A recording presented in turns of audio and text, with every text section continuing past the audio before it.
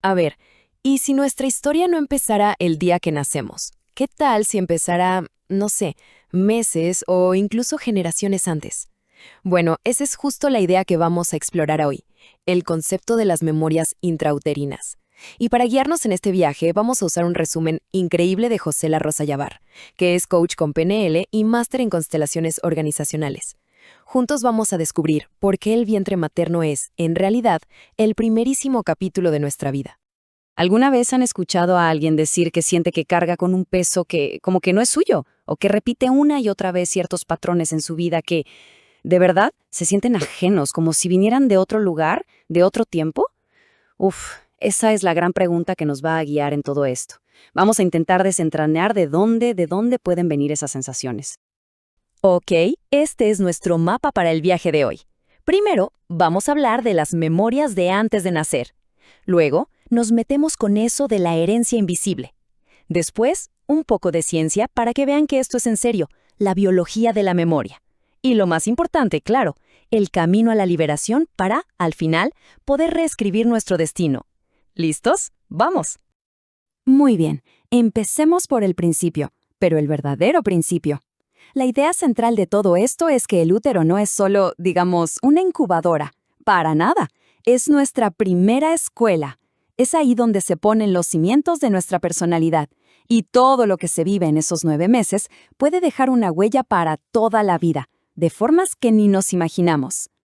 Esta frase del doctor Thomas Berney, que fue un pionero en todo esto de la psicología prenatal, es, wow, potentísima. Lo que nos está diciendo en el fondo es que esas primerísimas experiencias en el útero son como los lentes con los que vamos a ver el mundo el resto de nuestros días. Y esos lentes, claro, definen si vemos el mundo como un lugar seguro o uno lleno de peligros. Definen cómo reaccionamos a todo. Pero ojo, que la historia no termina ahí, con uno mismo. No, no, no. Esto se va para atrás, hacia nuestra familia. Porque, a ver, es obvio que heredamos el color de ojos, el pelo, pero ¿y si también heredamos sus problemas no resueltos? ¿Sus cargas emocionales? A eso es a lo que llamamos herencias invisibles. El gran Bert Hellinger, el que creó las constelaciones familiares, le puso un nombre perfecto: enredo. Imagínense esto, un hilo invisible que nos ata al destino de un abuelo, de una bisabuela, de alguien de nuestro clan. Y por un amor ciego, por una lealtad profunda a la familia, sin darnos cuenta, jalamos de ese hilo y nos echamos encima una carga que en realidad no es nuestra. Y si el enredo es como un hilo, lo que describan Nicholas Abraham y María Torok es todavía más denso. Le llaman el fantasma psíquico. Es una metáfora increíble para hablar de un secreto familiar, de algo tan pero tan doloroso que nadie nunca se atrevió a ponerle palabras. Y lo terrible es que ese silencio no hace que desaparezca. Al contrario, es como que se filtra a la siguiente generación y aparece como una ansiedad sin nombre, un comportamiento que no tiene lógica aparente. ¿Y qué es lo que mantiene todo esto pegado? Pues Anne Anselin Schutzenberger lo llamó la lealtad invisible. Y es justo eso, es como el pegamento del sistema familiar. Es esa necesidad súper profunda, inconsciente, de pertenecer. Y esa necesidad nos lleva a repetir destinos, a cargar secretos, porque en el fondo, dejar de hacerlo se sentiría como traicionar al clan.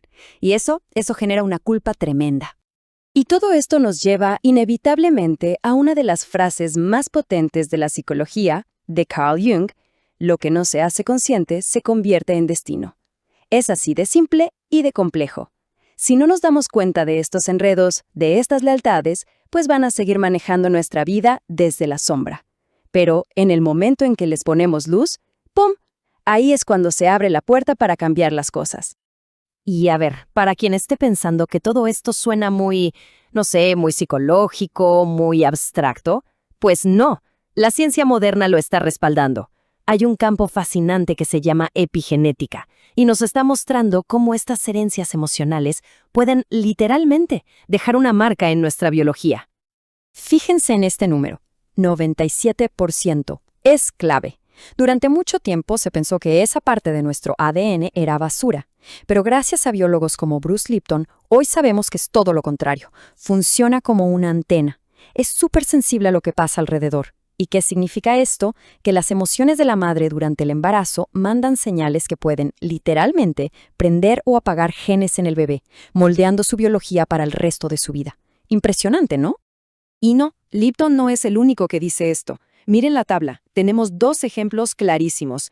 Arriba, Rachel Yehuda estudió a los hijos de sobrevivientes del Holocausto. ¿Y qué encontró? Algo increíble, que tenían en sus genes la misma marca biológica del trauma que sus padres sin haberlo vivido. Y abajo, Tiffany Field, que se dio cuenta de que los bebés de mamás con depresión nacían con la misma química cerebral del estrés. O sea, la conclusión es contundente. La herencia emocional es real. Se puede medir. Bueno, ya entendimos el problema, ya vimos que hasta la ciencia lo apoya. Ahora viene la parte más importante, ¿no creen? ¿Cómo nos liberamos de esto? Pues el primer paso, como decía Jung, es traer a la luz todo eso que ha estado moviéndose en la sombra. Hacerlo consciente.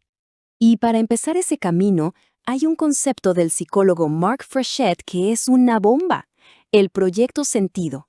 La idea es que muchas veces un hijo llega a este mundo con una especie de misión inconsciente que le asignan sus padres. A lo mejor para salvar el matrimonio, para sanar la pérdida de alguien o para cumplir el sueño que ellos no lograron.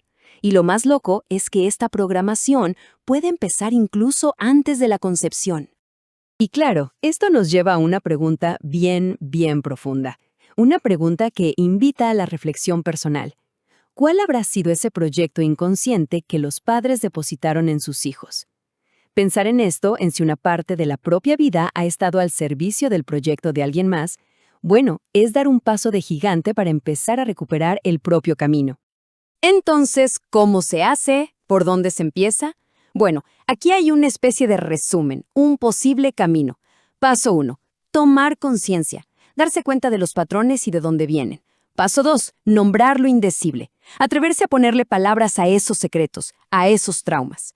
Paso 3. Devolver las cargas. Es un acto simbólico, claro, pero súper poderoso, de liberarse de responsabilidades que no son propias. Y el último paso, decir sí a la vida. Reclamar el propio destino, la propia fuerza, esa que viene de nuestras raíces, sí, pero ya sin los enredos.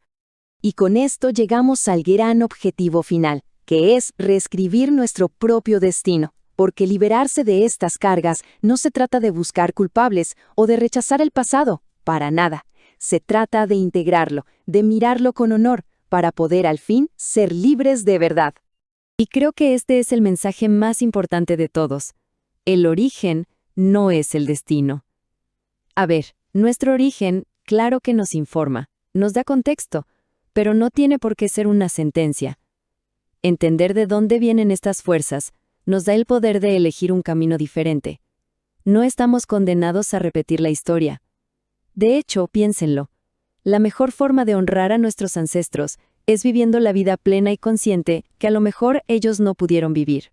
Y terminamos con esto, con una invitación a la reflexión.